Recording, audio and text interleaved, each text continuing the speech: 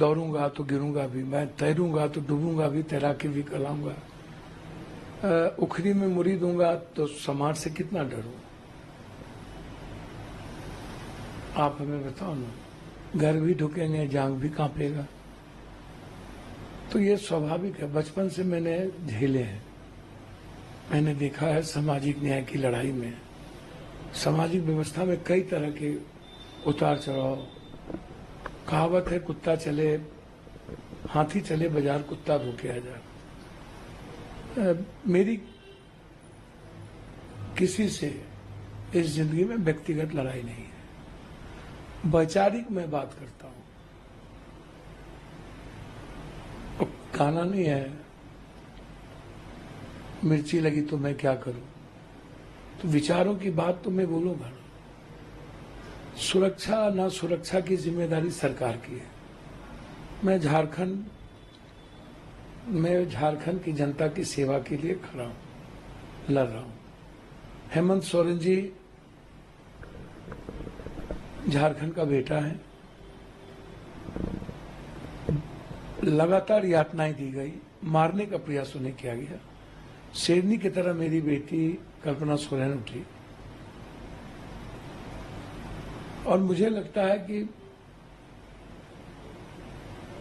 आज आम लोगों की आवाज बन चुके हैं। देश के हित में झारखंड महागठबंधन के लिए मैं यहां काम कर रहा हूं, अपने कर्तव्यों का काम कर रहा हूं। अब मेरी सुरक्षा की जिम्मेदारी सरकार जाने, क्या होगा, दायित्व तो सरकार की है। मैंने तो डीजी साहब से कही, मैं आईजी से कहा, मैं सीएम साहब से कई बार मिलने का प्रयास किया, नीतीश बाबू से। मैं उनके चीफ सेक्रेटरी से बातचीत की सुरक्षा को लेकर के। जिन लोगों को कोई सुरक्षा की जिम्मेदारी नहीं है, दायित्व नहीं है, जो सत्ता के साथ रहेंगे, जिनको सुरक्षा का कोई मतलब नहीं, उनको ये लोग जेट देंगे, सब कुछ देंगे, बाबा को देंगे, सबको देंगे। लेकिन जो व्यक्ति लगातार, जिस व्यक्ति को एक ट्वीट के कारण, मुझे नहीं पता कौन है क्या है, जो लोग धमकी देते हैं। मैंने समय समय पर डीजी साहब को, 4 एसपी को मैंने वो बात बता दी, कह दिया। मुझे लगा इसको ओपन करने की कोई जरूरत नहीं है, हाय तौबा मचाने की जरूरत नहीं है। और इतनी धमकी के बावजूद मैं बम्बई गया था। मैं सलमान जी से मिला, बात की मैंने। उस दिन रात में डिनर था मेरा। मैं बाबा सिद्दीकी के परिवार से मिला, फिर हम आए। तो ये सामाजिक जीवन में, पारिवारिक जीवन में व्यक्तिगत काम है, वो हर व्यक्ति को करना चाहिए। दुख के घड़ी में रहना चाहिए। तो हम तो नहीं डरे, हम तो अपना काम कर रहे हैं। हम बम्बई भी गए, हम अपनी जिम्मेदारी का निर्वहन भी कर रहे हैं। कल बिहार में जो घटना घटित हो रही है, वहां भी जा रहे हैं। तो हमने तो पूर्णिया में भी, Purnia SP, Katihar SP, Madhepura SP, IG, DG, हमें जब खबर मिली इस नंबर से लोग आए हुए हैं विभिन्न जगहों पर, हमने नंबर तक दिया। हमने आईजी से 2-2 बार बातचीत की। तब सत्ता में नहीं हूं इसके लिए हमें मर जाना चाहिए, या इनकी सुरक्षा की जिम्मेदारी नहीं है। मुख्यमंत्री जी सत्ता वाले लोगों को समय देंगे, गैर सत्ता वाले से मिलेंगे भी नहीं। तो कम से कम बिहार सरकार इतना बेशरम तो ना हो कि आप, और भारत सरकार से, गृह मंत्री जी से भी मैंने बातचीत की। क्या लेटर लिखा गृह मंत्रालय में? मैं बातचीत तक किया था सुरक्षा को लिए, फोन आए उनके, मैंने उस वक्त बातचीत भी की अमित शाह जी से, फिर पत्र भी लिखा।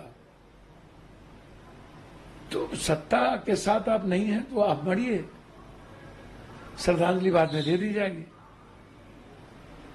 अब नीतीश बाबू तो किसी से मिलते ही नहीं, उन्हें तो मिलने ही नहीं दिया जाता, घेर के रख दिया गया है।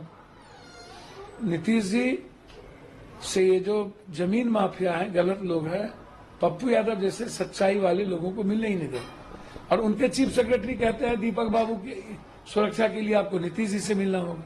मैं उनके प्राइवेट सेक्रेटरी को फोन करता हूं तो वो कहते हैं कि मैं कह दिया हूं। मैंने तो उनके प्राइवेट सेक्रेटरी को फोन किया कि भैया मुझे मारने की साजिश की जा रही है, तो कहां अनसुनी? सबने अनसुनी कर दिया। इतनी बड़ी बड़ी घटनाओं के बावजूद न तो केंद्र सरकार गंभीर हुए सुरक्षा के प्रति, तो मुझे चिंता नहीं है। मैं तो आग्रह हाथ जोड़ के करूंगा, आप सुरक्षा देने में सक्षम नहीं है तो आप कह दीजिए, मैं अपनी सुरक्षा खुद कर लूंगा। सलमान खान के प्रकरण के बाद जब उन पर आपने उनके बारे में बातें की, उनसे नजदीकी आपने जाहिर की, उसके बाद से धमकी आने लगी। देखिए, सलमान खान की बात नहीं है या बाबा सिद्दीकी की बात नहीं है, ना किसी गैंग की बात है। मैंने स्वाभाविक रूप से एक ट्वीट किया कि देश, संविधान, लोकतंत्र से बड़ा कोई नहीं, कोई व्यक्ति नहीं। कानून सबसे बड़ा, संविधान सबसे बड़ा। उससे बड़ा यदि कोई भी सरकार किसी को बनाता है तो वो गलत है। बस मैं फिर कह रहा हूं, ना मेरी किसी से निजी दुश्मनी है, ना मुझे किसी के गैंगवार से लेना देना है। संविधान और कानून और लोकतंत्र की बात आएगी तो मैं वैचारिक बात करूंगा। अब मुझे मरना न मरना तो भगवान के हाथ में है। अब मेरी सुरक्षा की जिम्मेदारी सरकार के हाथ में है। अब सरकार मुझे मरवाना चाहती है कि बचाना चाहती, तो सरकार जाने। इतने समय समय पर वीडियो ऑडियो देने के बावजूद एक भी एसपी, एक भी डीआईजी, आईजी ने एक प्रतिक्रिया तक नहीं दी, तो इसका मतलब साफ है कि वो श्रद्धांजलि देने आएंगे। अब आते हैं राजनीति की तरफ। आप झारखंड में हैं, चुनाव का माहौल है यहाँ पर। अभी कुछ देर पहले मुख्यमंत्री हेमंत सोरेन के साथ मंच भी साझा किया आपने। ओवरऑल झारखंड में क्या माहौल लग रहा है? बीजेपी की तरफ से लगातार मुद्दा उठाया जा रहा है, डेमोग्राफी चेंज, बांग्लादेशी घुसपैठ, क्या ये सब रियल माइंड? ये सब मुद्दा खत्म हो गया है, ये सब गए मुद्दा।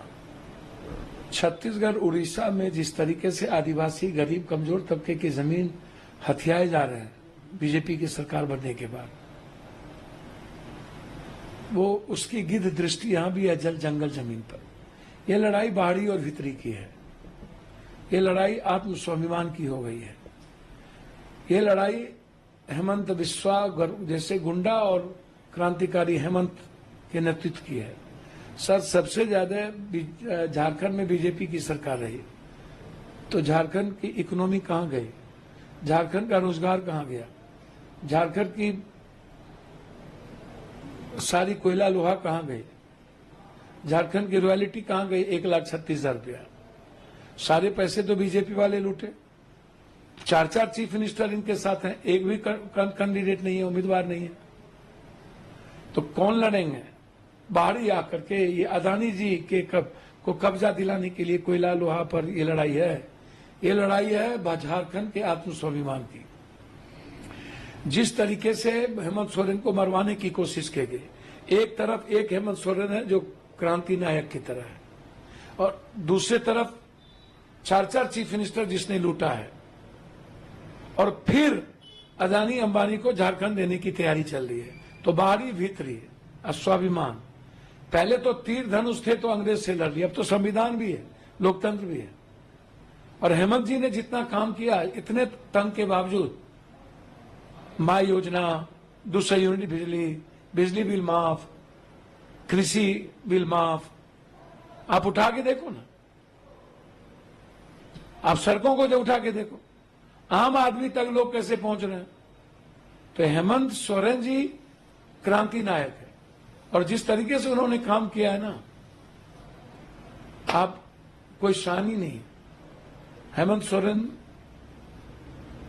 लोह पुरुष हैं, सिद्धू नायक हैं, तिलका मांझी के खून है, और हेमंत सोरेन ने किसी जाति धर्म में फर्क नहीं किया।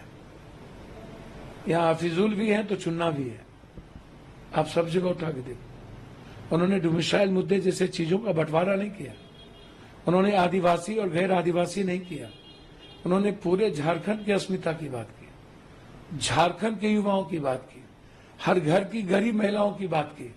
वो आदिवासी की बात नहीं की। कोई भी जाति का गरीब 1,000 पहुंचाओ, अब 2,500 पहुंचेंगे। बिजली बिल माफ करो, 200 यूनिट तक बिजली बिल माफ कर देंगे। तो लड़ाई साफ है। और बीजेपी वाले के पास कोई मुद्दे हैं? टुच्चेगिरी वाला, गुंडई वाली बात, वही लव जहाद, वही जो 40 साल पहले थी, वही 20 सालों से तुम हो। और 6 साल 15 साल अटल बिहारी वाजपेयी, तब भी हिंदू खतरे में है। बताओ ना जरा। इसलिए बेफिक्र रहिए आप। यहां ना कोई हिंदू खतरे में, ना कोई इंसान खतरे में। यहां खतरे में झारखंड को डालना चाहते हैं अदानी अंबानी को लाकर, यहां के युवाओं को डालना चाहते हैं। इसलिए ये लड़ाई आम जन की है। और झारखंड के बेटे क्रांतिवीर हेमंत